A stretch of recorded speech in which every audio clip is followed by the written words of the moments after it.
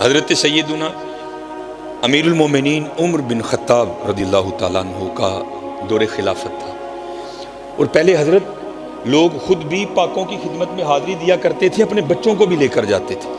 نہ حضرت اسی آپ ہی جانے ہیں نہ بچے لے کے جانے، لیکن آنے ہیں وہاں، لیکن ادو آنے ہیں جدو ٹانیاں نہیں ہیں کہ ڈنگیاں ہو گئی ہوندیاں نے، پھر انہوں دا کھ بھی نہیں بن سکتا۔ حکیم صاحب فرماندے نے بابا درخت دی ادو حفاظت کریں جدو ودن ڈیا دے، ادو دھیان کرنے کو ٹانی ڈنگی نہ نکل آئے، جدو ڈنگی نکل آئی پھر کھ نہیں ہونا، پھر آری پھر نہیں ہوندے۔ اسی ادو جانے ہیں حضرت جدو کھ نہیں رہا ہوں، نہیں، خود بھی پاکیزہ لوگوں کے پاس جاؤ، اپنے بچوں کو بھی لے کر جاؤ۔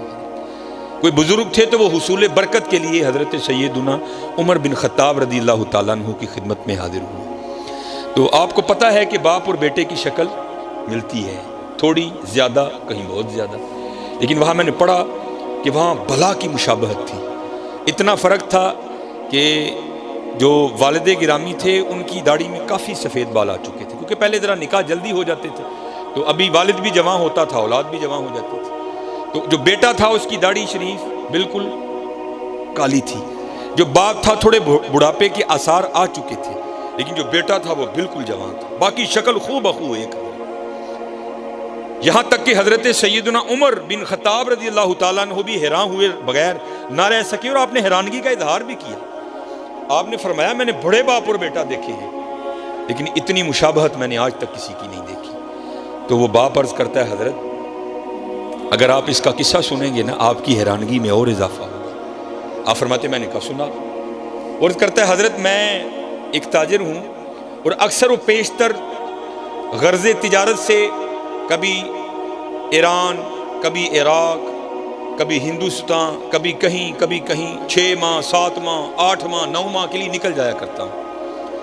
عرض کرتا امیر المومنین جب یہ بچہ دنیا میں آنے والا تھا نا، آیا نہیں تھا ابھی ماں کے پیٹ میں تھا، تو میں جب تجارت کے لیے نکلنے لگا نا تو میری بیوی اور اس کی ماں مجھے دروازے تک چھوڑنے آئی، اور دروازے پر کھڑی ہو کر مجھے پوچھتی ہے آپ تو جا رہے ہیں تجارت پر، پتہ نہیں کب واپسی ہوگی، تو آپ کی یہ جو اولاد ہے یہ جو دنیا میں آنے والی ہے اس کو کس کے حوالے کر کے جا رہے ہیں؟ تو عرض کرتا امیر المومنین میں نے دروازے پہ کھڑے ہو کر کہا میں اپنی دنیا میں آنے والی اس اولاد کو حوالے کرتا ہوں اللہ کے۔ کس کے حوالے؟ آئے ذرا لے لو نا یار، کی میرے بھی دل میں سکون، اللہ کے، اللہ کے۔ عرض کرتا امیر المومنین میں چلا گیا۔ لکھا ہے روایت میں 6 ماہ بعد وہ کہتا ہے باپ عرض کرتا امیر المومنین میں واپس آیا۔ اب حضرت بندہ سفر پر ہو نا، پیچھے سے اللہ اولاد کی نعمت عطا کرے تو آپ کو پتہ ہے اندر کیا کیا خواہشیں ہوتی ہیں، یار پتر ہوئے گا تو اینج کراں گا، دھی ہوئے گی تو اے نہ رکھاں گا، اینج بھی کراں گا، چکاں گا بھی، کھڑاواں گا بھی۔ اور عرض کرتا امیر المومنین میرا بھی کچھ یہی حال تھا، میرا دل اڑ رہا تھا جلدی جلدی گھر جاؤں اور جا کر اپنی اولاد کو دیکھوں۔ عرض کرتا امیر المومنین جب گھر آیا تو سب اس کے برعکس پایا، کیا دیکھتا ہوں گھر مقفل ہے، تالا لگا ہے۔ میں بڑا حیران ہوا، ہمسائے کے دروازے پہ دستک دی، وہ باہر آیا، میں نے پوچھا میری بیوی کدھر گئی؟ وہ کہتا ہے جب ولادت کا وقت قریب آیا نا اور تیری بیوی درد ذہ میں مبتلا ہوئی، وہ اس درد کی شدت کو برداشت نہیں کر سکی، اور اسی درد کی شدت کی وجہ سے اس کا انتقال ہو گیا، ابھی ولادت نہیں ہوئی بچے کی، ہم نے تیری بیوی کو قبرستان دفن کر دیا۔ عرض کرتا امیر المومنین ایک شخص میرے ساتھ گیا، جا کر قبر کی نشاندہی کی، میں نے وہاں قرآن پاک کی تلاوت کی، واپس آ گیا، زور پڑی، عصر پڑی، مغرب پڑی، عشاء پڑی، پڑھ کے لیٹ گیا۔ عرض کرتا امیر المومنین میری کچھ کیفیت اس طرح تبدیل ہوئی کہ میرا جی چاہا کہ میں اپنی بیوی کی قبر پر جاؤں اور وہاں جا کر قرآن پاک پڑھوں۔ ایتھے تے درجی بندہ دینے ڈر دیں قبرستان نہیں وڑتا، وہ تو پھر رات تھی، لیکن کوئی قدرت اسے کھینچ رہی تھی۔ عرض کرتا امیر المومنین نہ چاہتے ہوئے بھی میں چلا گیا۔ جب اپنی بیوی کی قبر پر گیا تو وہاں جا کر کیا دیکھتا ہوں کہ قبر سے شعلہ روشن ہے، آگ نکل رہی ہے۔ میں بڑا حیران ہوا، میری بیوی تو صوم و صلات کی پابند تھی، باپردہ خاتون تھی، اخلاق بڑا اچھا، تلاوت، ذکر، درود، نوافل، سجود، قیام، ہر معاملے میں وہ اپنا ثانی نہیں رکھتی تھی، یہ کیا ہو گیا؟ عرض کرتا امیر المومنین میں نے نہ چاہتے ہوئے بھی تہیہ کیا کہ میں دیکھوں گا قبر میں کیا معاملہ ہے، قدرت کروا رہی تھی۔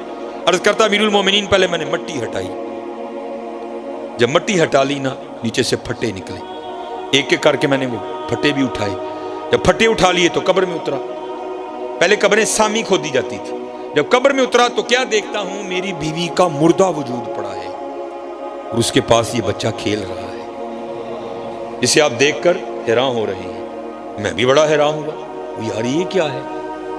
میں نے بچے کو اٹھا کر سینے سے لگا لیا تو غیب سے آواز کیا آتی ہے، بندیا تو بوئے چ کھلو کے آکھیا سی یا اللہ میری جڑی دنیا چ آن والی اولاد ہے نا اینو تیرے والے کر کے چلنا۔ ساڈے والے کر کے گیا ہے، زندہ دین دے دیاں، بڈھی ساڈے والے کر کے جاندا، وہ بھی زندہ ہی دینی سی۔ ہائے اللہ حضرت اللہ اللہ لا الہ الا هو الحی القیوم هو اللہ الذی لا الہ الا هو عالم الغیب والشہادہ هو الرحمن الرحیم هو اللہ الذی لا الہ الا هو الملک القدوس السلام المؤمن المہیمن العزیز الجبار المتکبر سبحان اللہ عما یصفون سبحان اللہ عما یشرکون۔ ہاں حضرت پکاؤ اللہ یار، پھر دیکھو اللہ رنگ کی پیدا کر، پھر دیکھو حضرت اللہ رنگ کی پیدا کر۔